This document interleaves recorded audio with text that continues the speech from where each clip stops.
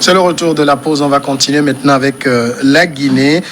L'opposition guinéenne a appelé mercredi à des manifestations à partir de fin septembre contre un éventuel troisième mandat du président Alpha Condé, candidat donc à sa proche succession pour la présidentielle du 18 octobre prochain, malgré les mois de contestation meurtrière. Notre mouvement citoyen appelle les populations de Conakry et des alentours à une série de marches pacifiques qui débutent le 29 septembre pour exiger le départ de M. Condé. C'est Abdourahmane Sano, un dirigeant du collectif qui mobilise depuis des mois contre ce troisième mandat qu'il dit. Ibrahim Acha, vous n'avez pas l'impression qu'au niveau de l'opposition guinéenne, c'est la même stratégie infructueuse? Mais moi, je dirais tout simplement que c'est la seule arme dont dispose une opposition, les manifestations. Vous comprenez? Si c'était une milice, j'allais dire que là, ils seraient obligés de prendre les armes et combattre le président légalement installé. Oui. Mais comme c'est l'opposition et que c'est des gens d'abord qui se réclament de la démocratie, et des courants démocratiques, des principes qui respectent les principes démocratiques, ils savent que la force brutale n'a pas sa raison d'être. Donc il faut aller avec des manifestations pacifiques, le revendiquer, et surtout que la Constitution autorise ces manifestations publiques. Et donc c'est la seule arme dont elle dispose. Mais quand et c'est ça qu'elle va prendre. Il faut réfléchir, on est en politique. Et oui, elle devient infructueuse en ce sens qu'on ne leur donne pas la chance de s'exprimer. Sinon, s'il n'y avait pas cette répression barbare, cette répression inhumaine de la part des tenants du pouvoir à Conakry, je suis sûr qu'il devait y avoir une marée humaine dans les rues et qui devait amener Alpha Condé à se rendre à l'évidence qu'il n'est plus populaire et que sa place est de vider le plancher et laisser un autre venir continuer la construction de la Guinée. Sylvestre Béni, quand vous faites la même chose, vous ne pouvez pas vous espérer à un résultat différent. Non, je crois que justement, c'est un chant qui disait cela, et que c'est une folie de faire la même chose encore et toujours s'attendre à un résultat différent. Mais ce que je dis, vous semblez dire que cela ne porte pas ses fruits. Oui, mais c'est par le passé, c'est la même stratégie que l'opposition a utilisée, ne serait-ce pour faire dégager Dadis Camara. Vous avez vu ce qui s'est passé au stade du 28 septembre. C'est à partir de cela que les choses ont véritablement changé et que finalement, Dadis Camara, bon, il a subi ce qu'il attendait. On a tiré sur lui et tout ça, et finalement il est parti. Donc aujourd'hui, ça veut dire qu'ils peuvent utiliser du moins c'est la même méthode et qui va prospérer peut-être dans les prochains jours, nul ne le sait. Parce que ce pays aujourd'hui ne se tient qu'à un seul fil. Il faut juste un déclic pour que Condé soit dehors. Je ne sais pas s'il va trouver refuge au Togo ou bien à Côte d'Ivoire, mais on va quand même lui trouver quelque part. Du Togo. C'est un pays stable où nous recevons quand même. C'est un pays stable, quoi. Voilà. Donc, mais ça peut marcher. Mais cette fois-ci, vous verrez qu'ils incitent beaucoup plus sur le...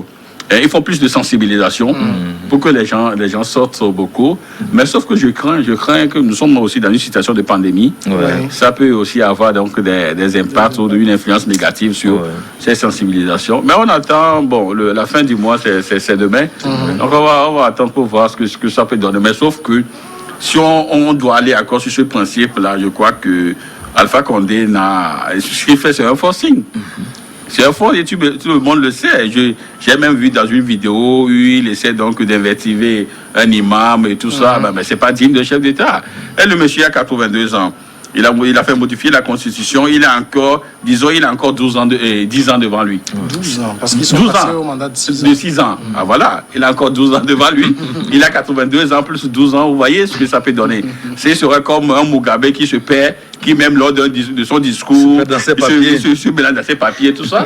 C'est des dirigeants comme ça que nous voulons. Non, je crois qu'il y a une phase. Il y a une phase donc de l'ancien président nigérian, Olusegun Obasanjo, qui disait que au bout de 10 ans, c'est que vous n'avez plus l'étoffe nécessaire pour donner encore à votre pays. Et en ce moment-là, il faut partir. Voyez-vous? Donc, des gens qui s'accrochent alors que physiquement, ils sont déjà sur la routine, mais ce sont des gens qui veulent continuer et peut-être ils veulent mourir au pouvoir. C'est triste. Et ça envoie aussi un mauvais message, si vous voulez, sur les démocrates, parce que c'était des démocrates, des opposants qui contestaient le pouvoir, tout ça là. Et aujourd'hui, une fois qu'ils sont au pouvoir, ils deviennent donc du moins les prédateurs de la démocratie. C'est triste pour l'Afrique, surtout pour l'Afrique de l'Ouest. Mais bon, voilà quoi. Alors, la Guinée vit au rythme des manifestations depuis plusieurs années déjà. Il y a quelques mois, on faisait un débat ici, on a fait le décompte des morts depuis, en tout cas les morts liés aux manifestations depuis qu'Alpha Condé est au pouvoir, ça a dépassé la centaine. Vous pensez que c'est des manifestations qui vont faire renoncer à cette personne l'envie d'un troisième mandat? Je peux dire que Alpha Condé est le deuxième chef d'État guinéen démocratiquement élu après Sékou Touré. Et aujourd'hui, il a le goût du pouvoir. Mais je pense aussi que les manifestations à venir n'auront aucun effet. Parce que ces forces de maintien d'ordre sont en place et ils vont les dissiper. Mais chaque fois qu'ils... Maintien d'ordre, vous dites, ou maintien de désordre? Maintien d'ordre. Ah, d'accord. D'accord, je croyais que... Parce qu'il ne va jamais accepter que les gens fassent la rue. Et quand on fait la rue, ça attire l'attention de la presse internationale. Tout à fait. Et il va vouloir éviter ça. Et quand on dit le rassemblement, c'est à 6 heures, déjà à 4 heures du matin. Ils envahissent. Et ils envahissent. Même la rue. Donc tout ça, je pense que souvent, quand on dit manifestation pacifique, ça devient une manifestation violente parce qu'il y a des gens qui arrivent souvent à casser les feux tricolores, à casser des magasins. Et c'est là que ça débouche sur, disons... La répression. La répression. Alors, quand je parlais aussi de stratégie de l'opposition, on fait des manifestations, mais Sylvestre l'a rappelé, c'est Alpha Condé qui est au pouvoir. 40 ans d'opposition. Il connaît ses stratégies. Il connaît bien ses stratégies. Il connaît bien ses stratégies. Mais sauf que les choses ont aussi évolué en Afrique occidentale. Vous avez vu le cas du Mali. Oui. Bon, quand les manifestations ont commencé, Ibeka savait que bon, les manifestations, il faut les mater, il faut les réprimer. Les mêmes soldats qui allaient réprimer les manifestants, ce sont ces mêmes soldats qui sont allés cette fois-ci, pas pour mater les manifestants, mais pour aller le choper et l'amener au Kankati. Donc, ça voudrait dire que la stratégie au niveau de l'opposition guinéenne peut être aussi, peut aussi surfer sur la situation au Mali. Se dire que si on continue, on met encore un peu de la pression, il y aura de ces soldats entre griffes ou bien de ces militaires républicains entre griffes qui vont dire mais ça n'est de trop, on ne peut pas continuer par tuer nos frères comme ça parce que un seul individu veut se maintenir au pouvoir, il n'est pas indispensable. Et donc, il faille qu'on mette fin à ce désordre-là en le sortant du pouvoir. Voilà, donc moi je me dis que si l'opposition guinéenne s'organise bien et que les manifestations sont menées avec beaucoup de tact, avec quelques touches de sensibilisation pour pouvoir toucher le cœur des militaires, il y aura Ismaël Goïta de la Guinée pour décider, mettre fin vraiment ce désordre que Alpha Condé veut installer en Guinée. Bon, le chef de file de l'opposition a déposé sa candidature qui est validée. C'est le sujet que j'aborderai tout à l'heure. Ça veut dire que ça n'aura pas l'effet. Justement, vous avez Cellou Dalein Diallo. Quand vous prenez au niveau du FNDC, le Front National pour la Défense de la Constitution, le gros contingent de manifestants est fourni par le parti de Cellou Dalein Diallo. Qui est candidat? Est-ce que le FNDC ne se dirige pas vers un échec des manifestations? Non, vous savez, Cellou Dalein Diallo, c'est vrai qu'il a incarné. Je dis il a incarné parce qu'aujourd'hui, il y a quand même de nouvelles têtes qui émergent, notamment Abdoul Rahman Salo qui donne de la voix depuis quelques moments et tout. Mais sauf que je vois aussi un Cellou Dalein Diallo peut-être qui se laisse faire depuis un moment. C'est quelqu'un qui observe un silence dangereux et complice, je peux le dire, de la situation. Parce que un Cellou Dalein Diallo que nous avons vu il y a quelques années, ce n'est pas pratiquement le même que nous observons. Mais qu'à cela ne tienne, la souveraineté appartient au peuple. Et c'est le peuple qui décide. Si le peuple veut que, du moins, Condé parte, ce sera tout béni pour lui. Parce que lui, il est quand même en bosse poursuivi pour devenir président. Tout à fait. Donc, il a intérêt donc, à fournir des contingents, entre guillemets, à fournir donc, des contingents, donc, du moins, pour que la manifestation puisse se prendre. Mais je vois aussi peut-être une situation, vous voyez un peu la position de la Guinée par rapport à la Côte d'Ivoire. Ouais. Si ça se décante en Guinée, automatiquement, ça va se décanter en Côte d'Ivoire. Ça, parce que déjà, ça va faire des émules. Le Mali l'a commencé, la Guinée, nécessairement, on l'aura donc à Côte d'Ivoire. C'est pourquoi vous verrez que ces deux-là, sont les deux. Au niveau donc, de la CEDEAO, qui s'agitent, essaient donc de faire pression pour qu'on puisse avoir nécessairement un civil. C'est cela. Maintenant, bon, on verra et du moins c'est la situation dans quelques jours. Ça va échouer, ces manifestations, sans Cellou Dalein Diallo? Moi, je pense que ça va échouer. Ça va échouer parce que nous avons la pandémie qui est là. Or, il faut éviter les attroupements de plus de 50 ou de 100 personnes. Même avec les cache-nez, ça ne passe pas parce que les symptômes ne sont plus les mêmes. Et il y a des gens qui contractent la maladie sans symptômes. Donc, s'ils disent qu'il doit y avoir des manifestations, où est-ce qu'ils vont mettre la pandémie? Eh bien, il a même prorogé l'état d'urgence. En tout cas, si vous observez un peu ce qui se passe en Guinée, vous allez voir que les gens déjà, en tout cas, mis coronavirus derrière eux. Même la vie continue. Vous voyez un peu en Côte d'Ivoire. Les gens semblent avoir mis coronavirus derrière eux. Les choses évoluent. On s'en fout. On s'en fout du coronavirus. Vous comprenez donc que pour les manifestations, ça peut prendre. En Guinée, ça peut prendre. Et surtout que c'est un troisième mandat, un mandat de trop, un mandat qui irrite, un mandat qui choque toute sensibilité. Les gens vont vouloir en découdre avec vraiment Alpha Condé, passer par tous les moyens pour que vraiment son projet de troisième mandat là ne puisse pas... Ça peut prendre. Non, Cellou Dalein Diallo, quand je l'ai écouté tout récemment dans un développement, il disait que c'est une candidature à titre conservatoire. Cela ne voudrait pas dire qu'il n'est pas... Validé, hein. Ah oui. Ça va dire on est candidat. Oui, on est candidat, mais on continue la lutte. Donc c'est pour ça. Dire qu'il ne fait plus partie du groupe. Ce n'est pas un problème. Le vrai problème est que c'est une question de stratégie et opter à son niveau. Donc il y a la candidature et il y a en même temps les contestations, les manifestations qui vont se dérouler. Si au bout du fil c'est la contestation qui est arrivée à avoir raison de Alpha Condé, il va prendre acte. Si au bout du fil ce sont les élections et qu'entre-temps ils s'organisent et ils arrivaient à inverser la tendance comme ce fut le cas en Gambie avec Yaya Jammeh, donc ça voudrait dire que dans tous les cas il y a quand même une option qui a marché et je pense que c'est à cette prudence là que joue Cellou Dalein Diallo. Et là bon, il faut aussi voir l'efficacité de cette stratégie, si ça va vraiment prendre.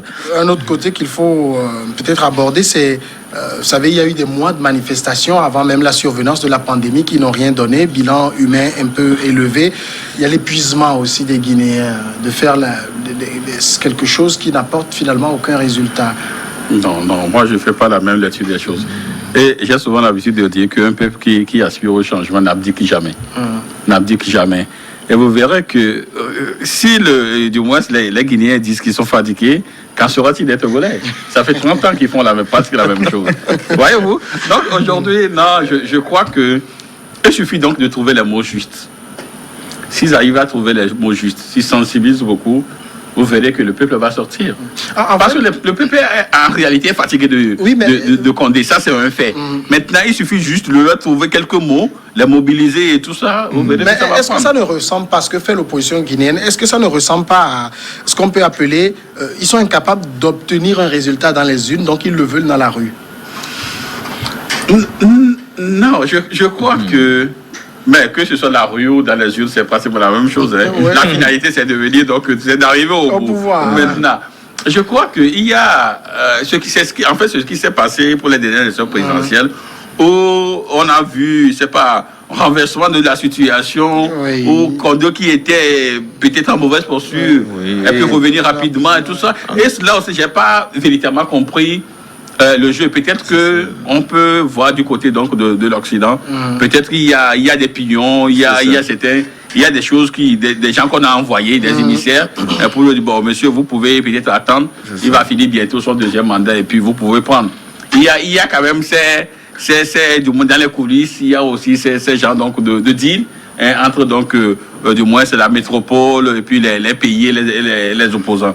Ça c'est clair. On a vu ça en 98 au Togo avec Chikis Olympio et Adema. On peut revenir là-dessus. Donc je crois qu'il y a également ça. Mais sauf que au niveau de la Guinée, je le dis, c'est un fait. Le peuple est fatigué. Céline Diallo le sait.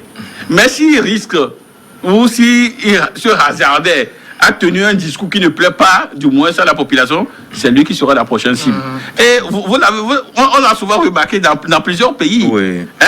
Il y a même un cas au Togo que nous observons aujourd'hui. Donc le peuple ne suit pas. C'est vrai qu'on a tendance à croire que ce peuple-là est dans une logique. Non, le peuple ne suit pas en réalité les individus. Le peuple veut quelque chose. Voilà. Il veut un changement. Et tout changement donc amène nécessairement le développement. Mais quand le peuple est fatigué, quand au niveau donc du palier de l'aménageur ça ne donne pas, quand il faut peut-être il faut faire des pieds, des mains, tout ça, social, oui. Voilà. Donc à un moment donné, les gens vont se dire non. Comme c'est lui qui est là, bon, dégageons-le, on verra celui qui viendra. Donc ça peut prendre, pour l'instant. Oui. Moi, je pense que la rue ne peut plus donner satisfaction. Mais tu es tellement sûr à la population. Parce que compte tenu de certains événements dans plusieurs pays tels que l'Algérie, en Biélorussie, en Afrique, tout et tout, les gens sont dans la rue, mais le pouvoir politique décide et fait ce qu'il veut. Bon, pour le cas de la Guinée, le fait que Cellou Diallo soit candidat diminue un peu la faveur des manifestants. Il avait été invalidé, je ne saurais pas. Et en dehors de ça, pour l'élection d'Alpha Condé, il faut savoir que les Peuls avaient la même mise sur le pouvoir financier en Guinée. Et on ne peut plus admettre qu'un président soit Peul. Ce serait trop criard. Donc, avec les négociations, ils ont tout fait pour que celui-là passe. Et aujourd'hui, voilà, en tant qu'ancien opposant, c'est qu'il sert à l'Afrique et la bonne leçon qu'il nous donne. Voilà. Non, mais c'est dommage pour la démocratie en Afrique. En fait, quand nous nous insurgeons contre le troisième mandat d'Alpha Condé, c'est pas que nous avons en tout cas des récriminations contre la personne d'Alpha Condé. C'est la démocratie africaine qui est en train de reculer. Et ça ne fait pas avancer le continent. La lutte aujourd'hui, vous savez, le défi, c'est, nous parlons de l'émergence, nous parlons du développement. Et quand il y a de ces instabilités à la tête de l'État, c'est que les choses ne vont pas évoluer. C'est tout ce que nous disons. L'usure du pouvoir, avec Alpha Condé aujourd'hui, ce qu'il est en train de faire aujourd'hui, vous allez voir qu'il mobilise la totalité de son énergie pour pouvoir mater la contestation. Mais au lieu de penser peut-être à comment faire évoluer le pays, comment construire des hôpitaux, comment revoir l'éducation pour que la relève de demain soit une relève assez assurée, une relève compétente et tout ça. On ne voit pas tout ça là. Mais c'est l'instinct de conservation. On achète des armes, on achète les appareils ou bien les outils de répression et tout ça là, c'est pas bien. C'est pas bien pour également un élément. C'est pas bien pour l'Afrique. Justement, rapidement, il y a également un élément. Vous verrez qu'au niveau de l'Afrique, les pays anglophones ont tendance donc à émerger. Mais les pays francophones, du moins ceux qui sont donc au niveau de la CEDEAO, il y a quand même un statu quo qui une régression même de la démocratie. Afrique centrale. Non, oui, Afrique centrale. Mais c'est francophone aussi. C'est francophone aussi. Oui, on va parler de ceux de la CEDEAO. C'est des francophones. C'est des francophones aussi. On va aller à la pause et puis on revient pour le dernier sujet.